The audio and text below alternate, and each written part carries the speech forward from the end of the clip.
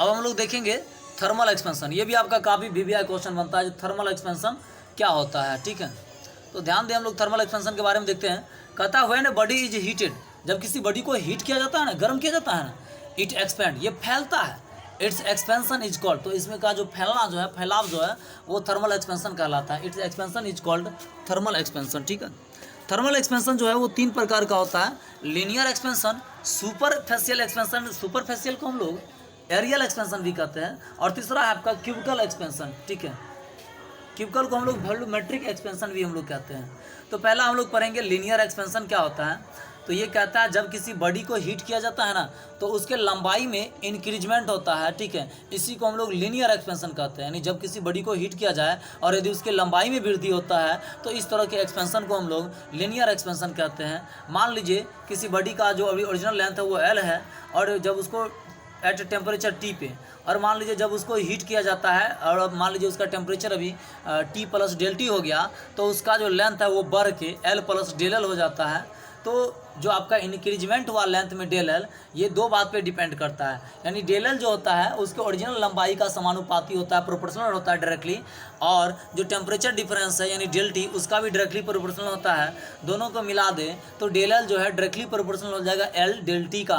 Proportional का sign हटाएंगे तो कॉन्स्टेंट आता है अल्फा, ठीक है। अल्फा बराबर हो जाएगा डेल एल बट्टा, ठीक है, एल डेल टी। अल्फा को हम लोग कोफिशिएंट ऑफ लीनियर एक्सपेंशन कहते हैं। सेकेंड है आपका सुपरफेशियल एक्सपेंशन।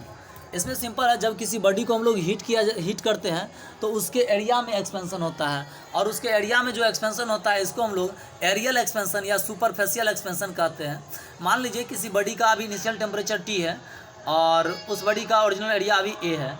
जब इसको टी प्लस डेल टी तक इसको हीट किया जाता है तो इसका एरिया जो है ए प्लस डेल ए हो जाता है। तो इसका इंक्रीज एरिया जो डेल ए है वो 2 बात पे डिपेंड करता है। पहला, ओरिजिनल एरिया का ये भी समानुपाती होगा, और डेल टी यानी टेम्परेचर डिफरेंस का ये भी समानुपाती होता है। दोनों को मिला दे तो आपका डेल ए जो हो जाएगा ए डेल टी का डायरेक्टली प्रोपोर्शनल हो जाएगा। प्रोपोर्शनल साइन हटाएंगे, एक कांस्टेंट आता है बीटा, बीटा बराबर हो जाएगा del A upon A del T, और बीटा को हम लोग बोलते हैं कोफिशिएंट ऑफ सुपरफेशियल एक्सपेंशन या एरियल एक्सपेंशन। तीसरा है आपका क्यूबिकल एक्सपेंशन, जिसको हम लोग वॉल्यूमेट्रिक एक्सपेंशन भी कहते हैं। कहता है जब किसी बॉडी को हीट किया जाता है तो इसका वॉल्यूम इंक्रीज करता है, ठीक है,